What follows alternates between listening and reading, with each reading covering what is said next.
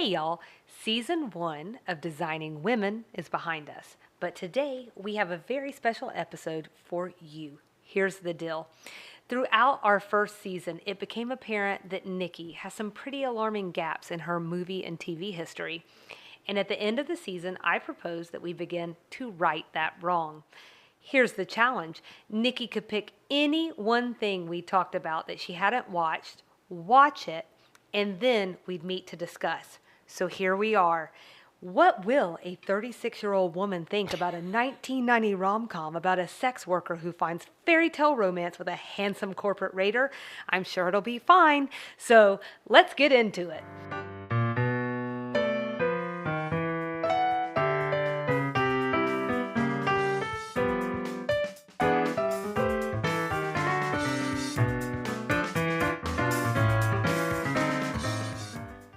Hey, Nikki. Hey, Salina and everybody. And everybody. Welcome to our Pretty Woman discussion. Did you know that the movie's tagline was, "She walked off the street into his life and stole his heart"?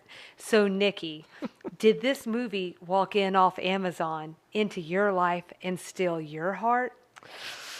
You know, Salina, I've really been playing my cards close to the vest on this one because it really means something to Salina. I can just see it. Like in our planning notes, she's like, "I'm so nervous about your reaction." And then she'll send me a random text and be like, "I'm so curious what your reaction is going to be."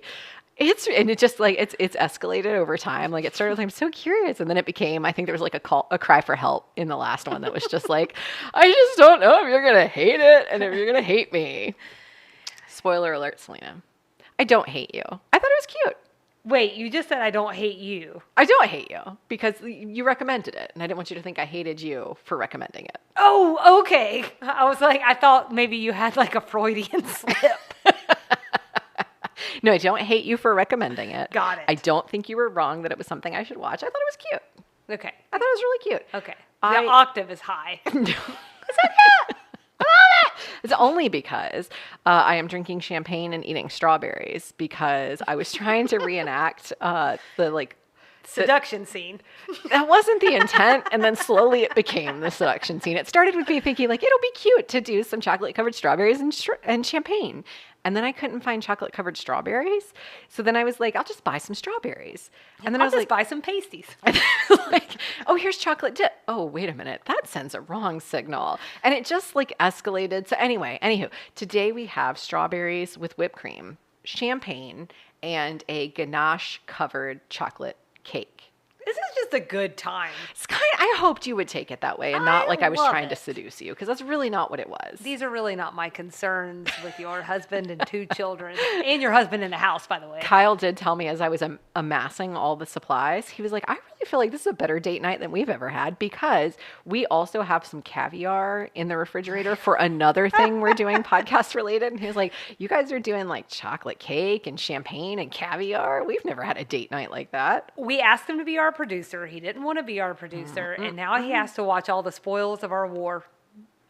Amen. The war of podcasting. She's going somewhere with that. So, okay. First of all, it's awesome. I appreciate it very much. It's taking everything for me to not have forkfuls of cake right now because I don't know that'll make for a great listen. But the cake is delicious. It's Publix. I love being romanced. And don't worry, Kyle. You'll get the leftovers. I'm just kidding. Your husband is an absolute sweetheart, and he did bring coffee, which is the way that you become my friend, actually. So we're caffeinated, we're champagned, we're chocolate caked. We are like, all the things are in place for us to talk about Pretty Woman. A hot discussion about Pretty Woman. So let me just say, so you didn't hate it, is what I'm hearing, even though you said you don't hate me for recommending it. Just tell me, what are your general overarching thoughts about the movie?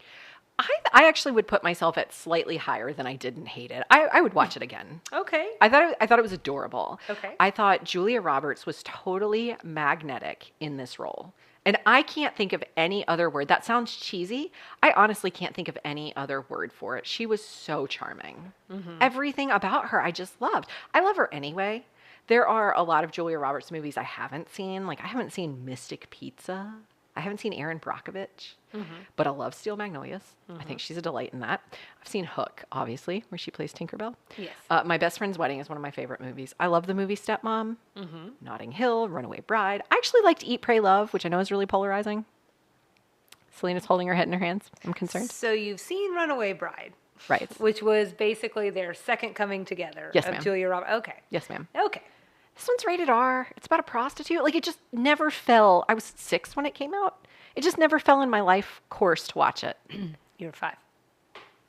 Okay. Anyway, I thought she was a delight. I loved the soundtrack. Every time a song played, we had The King of Wishful Thinking by Go West. Real Wild Child, Wild One, which is a song I'd never heard before, but it was such a great accompaniment to her heading out on her quote-unquote shift that night. I just love that. Kiss by Prince when she was in the bathtub. It Must Have Been Love by Roxette. They played that at the most perfect time. Yeah. And then, of course, Oh Pretty Woman by Roy Orbison. You can suck me into a movie with a good soundtrack. Yeah. This one totally had one. I really thought the storyline was a clever way of modernizing Cinderella. It's a Cinderella story, is what it is.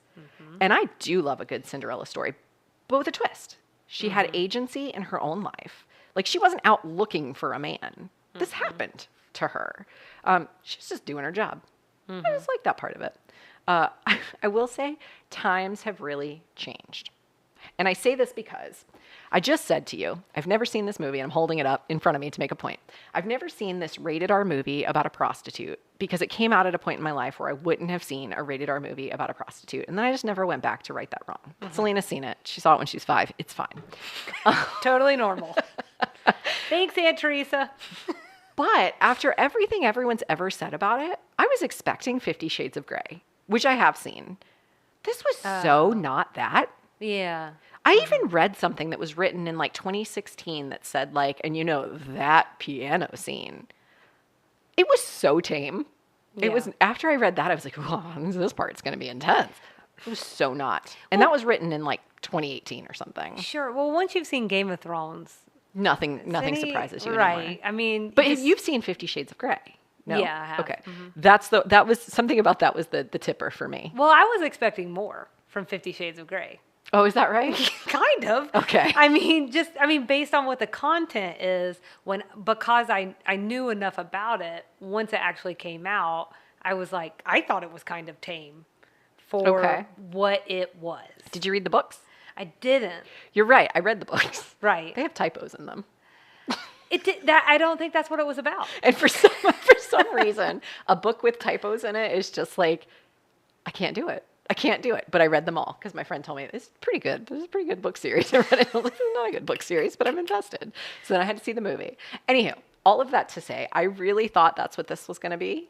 Oh. And I thought it was weird because it was Julia Roberts. Sure.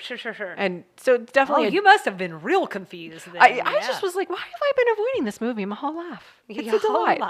It's a delight. I really liked it. And then, of course, there's the Southern reference that, for the purposes of our podcast, is great because she tells this backstory of how she's from Milledgeville, Georgia, which of all places to say you're from.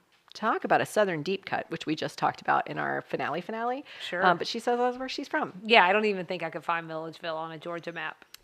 I think I probably couldn't. In all fairness, I couldn't find where we live on a Georgia map. You're not great with maps. No. So those are my things. Okay. That's my general reactions.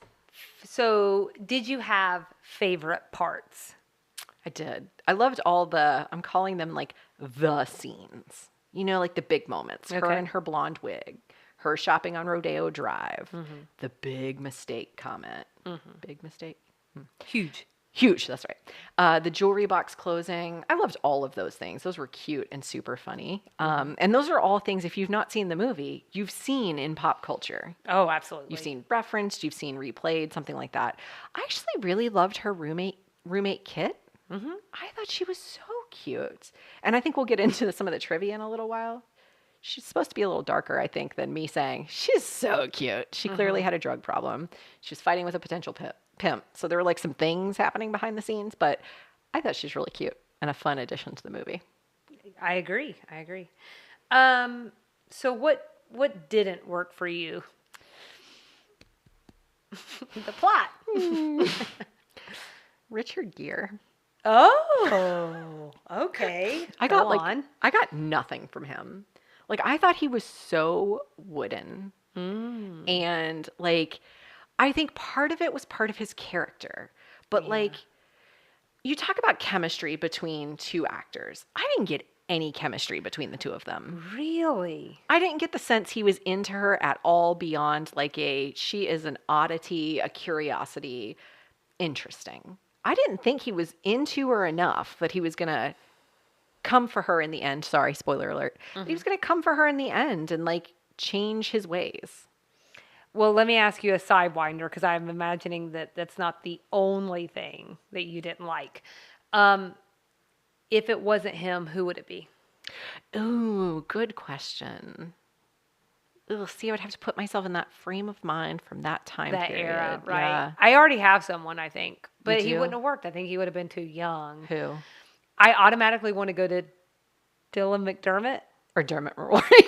Dermot Mulroney. It is Dermot Mulroney. We have an off. There's an mic SNL joke. skit Yeah. about that is hilarious. Yeah, I mean the country has a joke about that. Anyways, from my best friend's wedding. I think it's Oh. because they did have such strong chemistry. Yeah. But he would basically have to be like, at least maybe not the age he is right now, but maybe like 10 years ago. Yeah. To be the age I think they wanted Richard Gere to be. But I was just curious if I there thought the was age thing was someone. weird though. What about Sam Elliott? Oh, he's warm. He's warm, yeah. Maybe. But he also plays like a lot of these like Marlboro Man characters. Curmudgeonly people. So I was actually thinking like a Brad Pitt type. Like, I think closing the age gap. they would have been way too young then. There was a giant age gap that felt really weird. It's a grooming situation. If we're using terminology from 2021, it felt like a grooming situation. Sorry, now does this go underneath your like or dislike category? So I have just to felt ask. like if they had closed the age gap and picked, I just didn't get any chemistry So from them. you wanted a younger guy, I period. did. You like your men young, okay? And then to be honest, my only other thing that just like absolutely was kind of hard for me, Julia Roberts as a hooker. Just the concept. Her as a hooker. I just didn't, it was just hard for me to buy. I sort of early in the movie just decided it was what it was, go with it. She was a magnetic character. She was a freaking delight. So maybe it kind of did work for me because it made you forget for a moment that it's what made the movie a Disney oriented like movie about a prostitute, that it was Julia Roberts and that she was this person that like her being a prostitute was almost the undercurrent to the movie and you just sort of moved past it. After that part where they found out the one prostitute had been killed, then you just sort of move on. She's not like them necessarily. She's the one with the heart of gold. And it just felt weird to me. Why? It's just weird. So you said Disney, and I don't think we've mentioned this. It's always kind of in the back of my head. It is a Disney movie, technically, because Touchstone, which is inactive now, but was active for many years, is a Disney property. Right. So kind of a strange, Yeah. kind of a strange thing. Although Disney does strange things to women. That's true. So because because I had not seen this movie in so long, even though I've seen it, I mean, I'm not kidding. I've probably seen it 25 times. Really? I've probably seen Runaway Bride that many times. Well, this was a favorite movie among my friends and me. We watched it a lot growing up. So Really? yeah. I'm like, yeah. What episode? It was a slumber party episode we talked about you and your friends. And how I don't believe that any 13-year-old is out doing something horrible. A movie about a prostitute. So this was a favorite of ours, and but because it had been so long, I felt like I wasn't in fighting shape to come in and talk about the movie. Right. And so I did have a couple of thoughts that I wanted to share on rewatch. And one thing that I mean, there's no getting around the fact it's completely unrealistic. You're already talking about it. She's a sex worker with a heart of gold. I mean, it just sounds silly. Right. It also doesn't speak to the truth of the situation, which is like, this can be a very dangerous job for women. Yeah. I mean, it does, but then it skips right over it to your very Right. point. This whole idea that, like, a person in this situation, this suddenly it is a Disney fairy tale, I think is setting people up for probably a slim outcome. But I am not the first person to see that. This is not a unique perspective. We know that there's issues with male gaze and dated gender dynamics and blah, blah, blah, blah, blah. I could go on to fill up like someone's dissertation. I'm sure someone in film has done a dissertation on it. What I wanted to say is the positive things that I did not expect. Okay. So at 36, as I am also 36, someone might have said, Salina, why did you call me out on my age like that? But also, so at my age, in 2021, I will tell you what struck me and made this movie still good to me was the same thing as you. Julia Roberts, man. Golly, she's so good. Her charisma in this movie is off the charts. I actually thought that her and Richard Gere did have good chemistry together. I think I must have been watching something totally different. But I do Everybody agree does. with you that wooden is a great way to put it. Yeah. It's simply not as amazing as I remember him being. Yeah. So I don't disagree with you there. I definitely see that perspective. I also am going to say I have the same question. Is that part of his character? Yeah. I don't know. Yeah. I think I would have to be more familiar with his work. And it's not that I just never have given it that much thought. So I've seen Primal Fear many times with him in it. I love that movie. So good. That's a really love good a one. twist ending. Me too. Anyway. Yeah, that one's a good one. Chicago. He's like I haven't dancing seen and Chicago. singing. It's worth a watch. So I don't know, but I did like their chemistry in the movie. The supporting cast, you mentioned Kit, but I would say the hotel manager. Oh my gosh. He should have been on my list of things I love the most. Well, the guy who sucks up to her and Edward at the store when she goes shopping, he's hilarious. Actually, I was going to ask you, have you seen The Princess Diaries? Yes. Okay, so you know those are the same cast of characters. It's also Gary Marshall who did this movie. He basically plucked those scenes right out of Pretty Woman, plopped them in a G-rated movie. It is the same thing.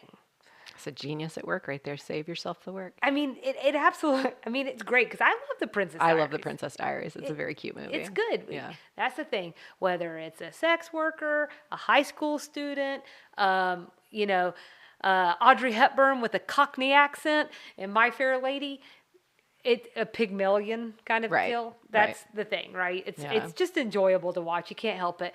Who would have known when she took off those glasses and pulled her hair out of that ponytail that she was gorgeous? Who would have known? It's funny that you say that because I just watched He's All That on Netflix Oh, because I love She's All That. Uh-huh. And I ended up reading the reviews of He's All That, and they were not super flattering. No. I thought it was delightful. I'm sure I would It love was it. every bit as good as She's All That, which is not the world's best movie, but it's a similar concept. I love a teen movie. I think that's what I came around to. I just really love a teen. Like, I was literally blushing and like holding my chest at some of their kisses and some of their sweet moments. So I just think I'm just forever a teenager at heart. I'm a twee. Yeah, I get it. Me too. So this is the only other thing I was going to say. And then we're done. Forever. Yeah. In the middle of the movie, this is what I thought was the most important thing for me on this watch. So Vivian and Edward, they get in a fight after George Costanza, or Stucky. I hate that man. Yeah. After he approaches her at the polo event, and he's like, hey, maybe we can have a good time. Oh, anyways, but then they make up. I mean, and they really make up because it's rated R at Disney. Anyways. They didn't really make up. They didn't 50 Shades of Grey makeup. There were no special closets in this one. That's true. In that in that next scene, they're laying in bed and they have this really frank conversation about how she got to where she is. And he tells her that she's amazing and that she has potential. And that's it. That's real. Because you don't have to be a sex worker in LA to need to hear that. Like, every human being on the face of this planet needs to hear that they're special. And that is the gold and heart of this movie. You're special, Salina. Every human being needs someone to believe in them. And that is what this movie was able to get at. And that is really, I think, what keeps people coming back. Yeah. In my opinion, on this watch so many years later. That was a really sweet scene. You're right. Well, and they both believed in one another, and by the end, they have both made each other better. And that's really like the cornerstone of a good relationship, Yeah. to me, in my opinion, is that you have that ability to grow together. Yeah. And at least for now, that would be the ability they have. So I could tear the movie down. I could tear it all the way down to its foundation. But I really thought that that was something that struck me this time. I think that's a good point, and that's why I just say, like, yeah, it's cute. It's cute. Like, were there parts that could be seen as problematic? Yes, sure. Like, a Disneyization of a movie about a sex worker is just going to, it's just going to be cute. Like, that's the best way you can describe it. It's going to have issues that you could talk about at length.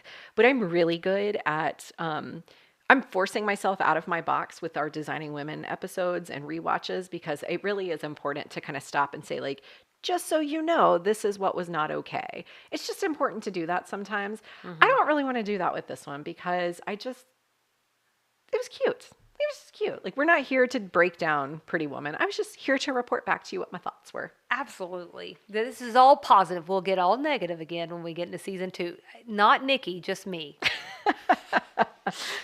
All right. So you mentioned something about fun trivia. Are we ready to head into that? So actually, Pretty Woman was supposed to have a much darker ending. Did you read any of this in your research? Well, I know an inordinate amount of things about movies. I think You do. I think this is a well-established thing. Tell us what you learned. So I learned a couple of things. One, in the original ending, Vivian and Edward didn't end up together. Instead, Kit and Vivian end up on a bus headed toward Disneyland. And Kit was really excited for Disney, and Vivian was just staring blankly ahead. And you're supposed to sort of like decide what that means. Right. Another alternative ending that I found, and this one came out of left field because the only one I found corroborated in like a lot of places was that ending. Right. I found this other one where it ended with Kit overdosing. I think that is one that, based on something I've recently seen by the screenwriter, who like originally wrote this entire story, that's more of a myth, and the first one you mentioned is the truth. Okay. So then the other thing that's mildly related to this, and it's just this idea of a Disneyization of what could have been a dark story, was that it's sort of it was like intended to be dark, but Disney was actually interested in it for that reason. They were looking for something grittier for Gary Marshall to do, because he did Beaches, which was much grittier than what Disney had been known for to this point. Gritty? Just serious. Okay. A little darker. Yeah. A little bit more of a true kind of human story and not just a fairy tale. Yeah. So that's actually what drew them to the movie, was this idea of a dark ending, of a kind of dark story. They were into that. Yeah. It ended up getting rewritten and everything, blah, blah, blah. But thought that was interesting. It is interesting. Interestingly, Ferrari and Porsche didn't want their cars to be associated with soliciting prostitutes. That's why Edward's driving the Lotus 1989.5 Esprit SE. I don't know. I'm just reading what's written. I thought that was interesting. Yeah. During the scene where Julia Roberts is on the floor watching I Love Lucy and she's like laughing maniacally, Right. Gary Marshall actually had to tickle her feet to make her laugh. Yes, weird. And the part where Julia Roberts laughs so hard when the jewelry box slams on her fingers, that was actually an improv moment. And that she really was surprised by that and laughed really hard. They were playing a joke on her. Yes. And I actually thought Edward's face, kind of knowing that, his face in that scene carried more emotion. I mentioned earlier I thought he was wooden. If you watch that scene again, because I did watch it twice after I had read that was improv, there's actually some emotion there where he is sort of almost laughing because he surprised her. And his character was not like that the rest of the movie. So you almost see him come through, Richard Gere come through versus the character. Interesting. Okay. So that might be part of why his character was wooden. It might have been intentional. Sure. And then Julia Roberts was relatively unknown before filming, and she was not the first choice. So she had done Steel Magnolias. I think at the time that she was recording this, though, I think I read it hadn't come out yet. But she had done it. So she had some other roles. But Molly Ringwald was in the running for this one. Yeah. Sandra Bullock. Meg Ryan. I think Meg Ryan is who they wanted the most. Daryl Hannah. Yeah. and Jennifer Connelly, which surprises me. They were all reportedly offered the role of Vivian, but there was a lot of like, I don't want to play a prostitute going on. Al Pacino. That one was so weird to me. I did read Weird. that, yeah. Again. Not to play Vivian. I'm sorry, To be right. clear. We're talking about now. We've moved on to Edward. Sorry. To be clear, Al Pacino, Christopher Reeve, Daniel Day-Lewis, and Denzel Washington were all considered for Edward. Yeah. I did not know about Daniel Day-Lewis. I think he would have done a nice job. I didn't know he was around back then.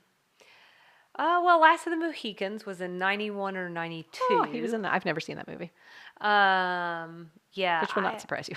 No, well, but that one, I think I've only seen parts for what it's worth. I may have eventually watched it, and it just... I mean, I've seen it on TV. They used to play like it took forever when they played it. I've seen it, but I've not seen it. Do you know any other trivia about this movie? Well, I wanted to give us a Georgia connection. Okie dokie. Because not only was her character, the character of Vivian from Milledgeville, Georgia, but Julia Roberts herself is from Smyrna, Georgia. That's right. So actually, I almost moved to Smyrna a few years ago. Didn't happen, but She's not bitter. nope. If that But had happened, we wouldn't have a podcast. that it would be a little harder to get over from Smyrna. I'm not gonna lie. But yeah, so I thought that was like an interesting thing because I don't know, some people, because this is a Southern podcast, might be like, oh, why are you guys talking about something that took place in LA? You know. So we're going to find a really small tangential relationship and give that to you to make you happy. Julia Roberts is the biggest part of this movie. So interestingly, and go ahead. Oh, well, now I want you to finish. Is it still about her being from Smyrna? No. Okay. What I was going to say there is the reason that Gary Marshall, what I read, the reason he gave her the connection to Milledgeville was because he was afraid her accent would show through and people would be like, she's in LA? What's happening here? So he gave her the connection to Milledgeville so that if her accent showed through, that would be why. I only heard her accent come through like maybe once or twice. And so there were a few spots that they pointed out that it just sounded more casual to me. I wouldn't say I considered it Southern. It just sounded more casual. Yeah. And now I'm going to forget everything. But like when she gets on the elevator, she says something like, Oh, "Hootin' something or falutin'" or seat for something. two. Oh, well, gosh, gee Yes, whiz, there's a that. seat in here for two. Now, Yep. I just really countryed that up, but But you can hear it. And it just, to me, sounded casual because my ear is trained almost to the Southern accent. So it just sounded casual to me. I didn't really register that's what was happening. But Yeah. apparently, if you're from LA, that sounds super Southern. And he was concerned viewers would catch that and wonder, like, well, what's her backstory? So he gave her one. interesting. Okay, that's good to know. So this is completely different. Okay. Pretty Woman was the second movie that Meg Ryan passed on that would end up landing Julia Roberts an Oscar nomination. Is that right? Yeah. So before passing on Pretty Woman, Ryan turned down the role in Still Magnolias to star in When Harry Met Sally. Oh, well. With Roberts going on to earn a Best Supporting Actress nod for The Tearjerker. I can't imagine anyone else but Julia Roberts in that role. And I can't imagine anyone else as Sally. Yeah. Uh, yeah. So that red dress, when they go to the opera, almost didn't happen. The studio wanted her to wear black. Right. It didn't make any sense. I don't know. That dress was just awesome. So It was really beautiful. yeah, this is one. The morning after after the piano scene, the first tryst, Where they made out on the piano. right where they made out on the panties. What? On the pancake? Anyways, he orders like everything on the menu Yeah. up in their suite. And there's a mistake with her, in the penthouse, Right. mistake where, with her baked goods. So in one cut, she's eating a croissant and is about halfway through it. It bounces back to gear, then her, and she's halfway through a pancake. Did you She's a notice fast this? eater. I don't understand the problem. I don't understand the problem. It's how I eat every morning. identify with that. That's called a continental breakfast. Anyways, so that's something that like I noticed when I was like 13 or Oh. something, like really young. I was like, wait a second, she's on the wrong baked good. I'm just a really fast eater, so I think that probably just registered with me that one, she hadn't eaten in hours. She had a scene, and she's hungry. I think you should go back and watch that scene. Okay. Even as fast as you may be Me too. Fast with food. Not fast food, just fast food. Right. Okay. So the other thing I was going to say is for anybody who just wants more about Pretty Woman or is interested, the movies that made us on Netflix. Oh, yeah. Awesome. I haven't watched this one yet. I think I was Okay. supposed to. I haven't watched it Did yet. you have you watched the show at all? I watched Back to the Future and absolutely loved it. It's really interesting, It right? is. But there's a lot of good cult classics that are covered. So if you just like to really get into the nitty gritty details, and chances are if you're listening to this, you probably do, it's a good one for you. Very Yeah. well done. And I think it's also kind of cool because it kind of shows there's like all these monumental movies that almost didn't happen. So Yeah. it's just kind of fun. Yeah. All right.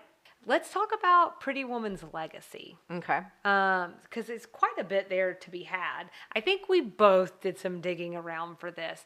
Do you want to kick us off? Is there anything that really landed with you? I mean, I think one of the things I wanted to say is probably the most obvious, but the movie grossed almost $500 million. And when you talk about rom-coms, even 30 years later, this is one of the first ones that people mention. Like it's just, which is so strange because I do love a romantic comedy. Like there are very few I haven't seen. So the fact that I've never seen this is so crazy. Okay, well, that's what everybody's saying. What do you mean? That I haven't watched it? Yeah. Yeah, okay, right. My friends are baffled. Right, sorry. I'm sorry, guys. I'm sorry. I'm just fixing it. But I did want to say that some places have even credited it with revamping this genre. And I just thought that was so interesting. Well, it's the highest grossing, most successful rom-com of all time. That is so crazy. Even today. That is so crazy. Yeah. So in actually, so I think that almost $500 million globally, that's $1990. Right. So it's probably tons more now. Well, in today's dollars, you know, I looked. Yeah, sure. It's $828 million in today's money. It's also, I think, someone correct me if I'm wrong, it's still the highest grossing Disney movie with a rated R. Yes, I do think I Rating. read that. I think I read that somewhere. I tried to look into some other Touchstone movies. They've got a lot. I don't know. Wasn't E.T. a Touchstone movie? I didn't see that one, but like if you want to talk about contemporaries, it'd be like Who Framed Roger Rabbit. That's a good one. But like it was a ton of movies that I think they just closed like that official name and everything. Maybe it got consumed by something else. Yeah. Subsumed? Anyways, whatever. By like in 2018. Okay. So not that long ago. Yeah. But anyways, I mean, it is, once I've seen the legacy of Touchstone, I think that's it is surprising that no other rom-com has surpassed it. So crazy. According to an Atlantic article, Pretty Woman and When Harry Met Sally, this is revived together. Right. The entire rom-com genre. And so it's interesting that we both ran across that. But it recaptured the obligatory happy ending. And so paved the way for like another 15 years or so of just these rom-coms. Mostly Julia Roberts movies. Absolutely. And on that note, the legacy of this movie is Julia Roberts. Yeah. I mean, she is still to this day. I don't know. Do you think young stars really, young people today really understand how much of a star Julia Roberts is and was? I don't know. I think she's just sort of accepted as an A-lister, like the way Brad Pitt is. No matter what your age is, you know these people are legends. Maybe you don't know why, but you know they're legends. I have read stories where like news articles where people are like, Don't tell me. I don't Okay. want to know. all right. I don't want to know about the future of our world, not knowing who Julia Roberts is. So in that legacy, though, also highest paid actress in Hollywood at $20 million a film. I mean, Now? I don't know how that works now. Okay, honestly, okay. I mean, so sometimes the thing is that at the absolute peak of her powers, Hollywood was different. So it was all about star power. They'll take you out of a franchise and throw in someone else in a heartbeat. And most of the time, it's not even going to matter anymore. That's just the Marvel world we're living in. Still Disney, so there you go. One thing hasn't changed. Disney's still doing all right. But I thought it was kind of funny, too, talking about this idea of Meg Ryan was up for the role. So either way, these two women who were going out for similar roles or being considered for similar roles wind up completely changing the landscape of this part of the movie world for a decade and a half, at least. I'll tell you another thing that was really funny to me was apparently the cover on Pretty Woman, which is also the movie poster, so which I brought along with me today, winds up influencing like an entire generation of movie covers. Oh, is that right? Yeah, so I think they used to be like more abstract. They didn't necessarily like show like your two main stars or whatever. And I actually looked at an entire article where they just show movie cover after this one comes out, where it's almost the exact same thing. The woman is standing straight up and the guy is leaning back on her. The movie title to the side. It's probably all Hugh Grant movies, by the way. I Maybe. feel like all of his movies look the same. Also, did you read I'm sorry, I'm going to bounce back to trivia real quick. That's not actually her body on the cover. Or in that opening scene. Or in that opening scene. Yeah, they photoshopped her head on someone else. I'm like, why?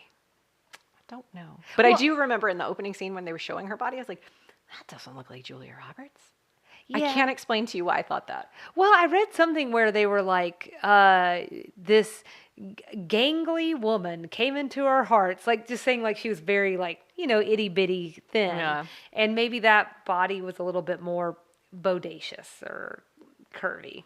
Huh. But I just I'm like, I mean, she looks all right to me. Yeah.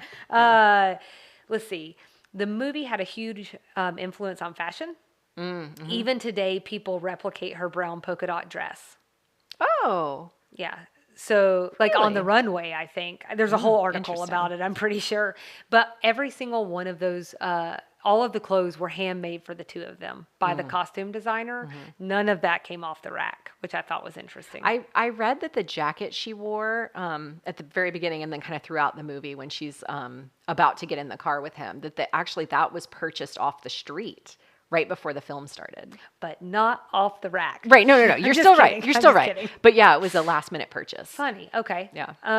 Also, it's, this whole idea of Richard Gere, wasn't the performance for you. I definitely see where you're coming from, but it rekindled his career.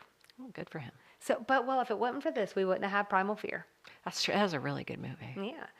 And I wanted to, before we, kind of wrap things up, I wanted to talk about a connection to designing women. Oh, let's do it. Because here's the thing, again, designing women, by the way, guys, not our focus forever. It's our focus for now. Right. We're going to see where the show leads us, and not the other way around. But I think what an interesting connection between these two would be that they are contemporaries. Mm-hmm. So when Pretty Woman hit the theaters in 1990, designing women was close to the height of its powers. Okay. So in our final finale, help me. Finale. Finale. I get that right. We talked about the critical review and how most of the critics were men. And we didn't really feel like they got a fair shake. And, when it is all men, judging a show that is female driven or that's in this genre that's considered feminine, Right. Can that lend itself to a fair review? I'm wincing. So, I don't know. Like, I'm sure everybody has different opinions. I think we made our opinion pretty clear in the last episode, our final. Finale. I ran across a 2018 Refinery 29 article that posits the same about the initial panning of Pretty Woman by critics. Yeah. Because it was widely panned. Even, again, this idea of a critical darling, I don't know who they're writing these reviews for. Right. But this is what it said in that article.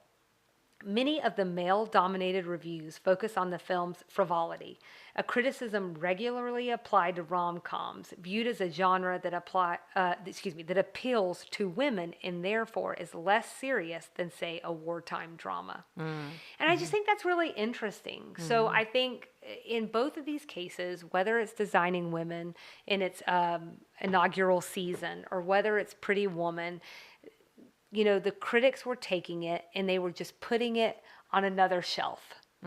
They're like, this isn't apocalypse now. Right. What does this have to do with me? And I just think that that sort of shows like where there is a connection between these two things that may seem seemingly different from the outside, but actually do have some connection to the two.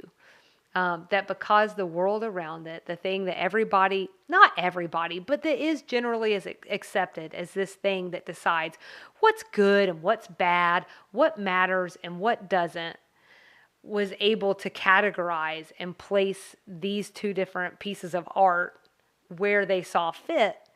But the world came around to see it in different terms. That is so interesting. I think I always try to watch something for what it is. So I mentioned a few minutes ago, He's All That.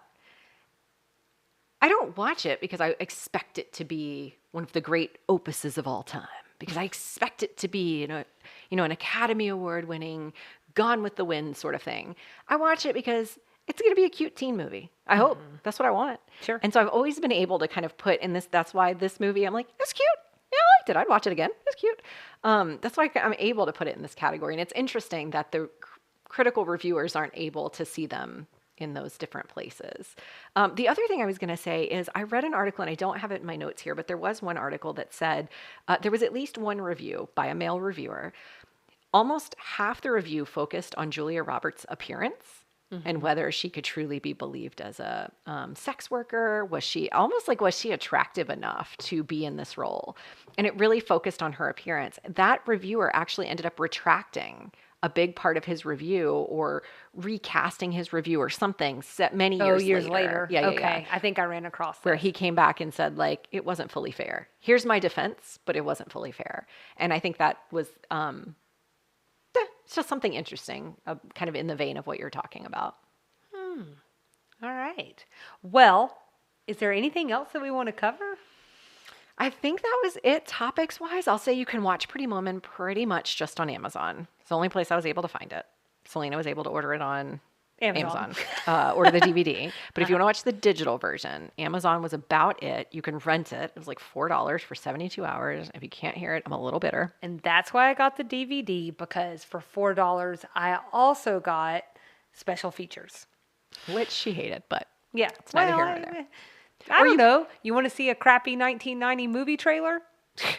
It's on there. It only cost you $4. Essentially for free. So I wanted to mention that. I do want to ask the audience, / I think Salina will tell me, but if there are any more movies that I need to watch that I have just missed the boat on that I should really consider, because if you liked the way we went with this episode, we could totally do that. It's great if it has a Southern connection, but I don't think it has to have a Southern connection. No, we just need to make sure that your movie watching whatever is up to par. I know, it's sad. It is sad. I've seen a lot of movies, and then there are a lot I haven't seen. I mean, I feel like you could say that for most people. So definitely open to thoughts from anyone else, but we won't get any of those right now. So all I'll say is I received a lot of slow blinks from you over the course of the season. I can't remember all of them, but it feels like maybe somewhere, is there some gaps in the 80s teen movies? Probably. I feel like maybe there's some there, like 16 Candles. Seen it. Love it. Okay, great. I've seen Pretty in Pink. Oh, maybe that's not where your gap is. Well, I did hear you say Mystic Pizza earlier. That was a delayed reaction. Well, that was an accident on my part. It doesn't matter. Anyways, Mystic Pizza is one that I heard you say. It was literally on my list here. Oh, And then you said at the top that you hadn't seen that. Oh, sorry. I think you should go back and watch that. I have always gotten the sense that that is not a movie worth watching.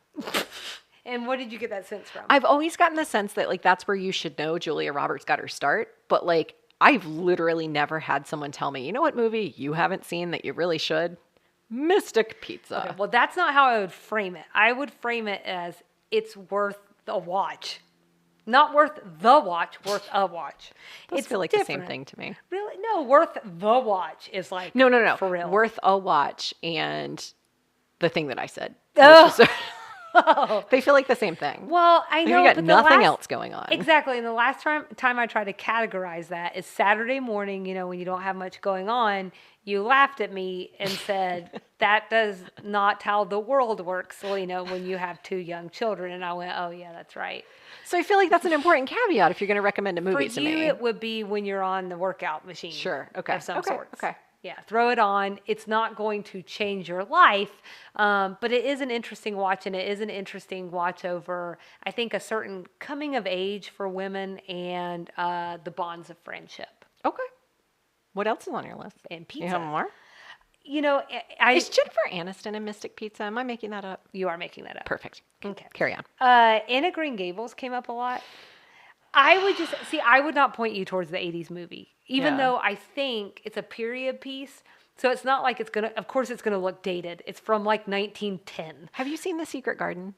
Love it. Is it similar? The late 80s, early 90s one? The one that has Colin Firth? Well, we don't want to go down this road on air. Okay. So yes, I have seen The Secret Is it similar Garden. was my question.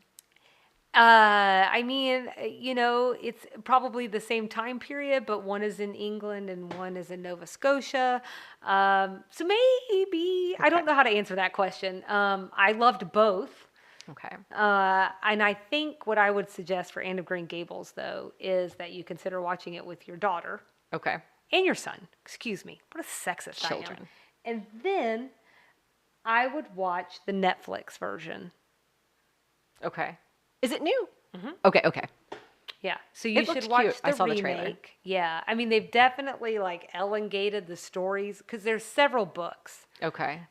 They've definitely elongated. It has to be past what's in Anne of Green Gables, the book, because it's 3 seasons. Yeah. At 10 episodes each. I'm thinking that's more content than that. But I think it's cute. It's still wholesome. I think it's a little edgier, but it's definitely still a rated G thing. Okay. And I think it brings in more of today's understanding of the world around us is what I'll say. So those are some, I will keep thinking about it. I do think we should start keeping a running list, and I will be more aware of that in this next season. I want them all to be as fun as this one was. This was not something I felt like was a drudge to watch. Oh. I watched it and I was like, that's cool. I like this. Okay, I'll keep that in mind. It's full disclosure. I started watching it on Freeform because that was the only way I could find it for free. And it was I thought heavily edited. And I sat down to try to watch it 3 or 4 times. And for whatever reason, I just could not get into it. I ended up renting the full version from Amazon Prime, and it wasn't that heavily edited, to get back to my point about the fact that I was really expecting a whole lot more out of this one. But there were some key parts that were cut that really made it, something Kit said at the end of the movie, which was really funny, was not in the Freeform version. And it was just so much funnier because she said it. So anywho, I hope they're all this fun, because that was fun. Yay, I'm Thanks, glad. Salina. So what's next for Sweet Tea and TV? Well, we're going to come back. We're going to come back on November 15th. With season 2 of Designing Women. We're committed to season 2 now of Designing Women. Like you said, we're not always all the time designing women, but right now it feels right. We still feel like we're getting what we wanted out of this podcast, which was to dive into Southern stereotypes and Southern culture. And we're getting that. Yeah. Oh, there is one thing we always are. We're always Southern. We're always up forever. Yeah. That can't change. No. I can't get out of it. Nope. Sorry, guys. So we'll come back. We're going to take a couple weeks off. Then we're going to come back to our regularly scheduled content. And in the meantime, as always, we'd love everyone to follow along and engage on Instagram and Facebook at Sweet Tea and TV. If you want to email us, we're at sweetteatvpod@gmail.com. Our website is www.sweetteatv.com. And with that, Salina, do you want to take it away? Well, we'll see you around the bend. Bye.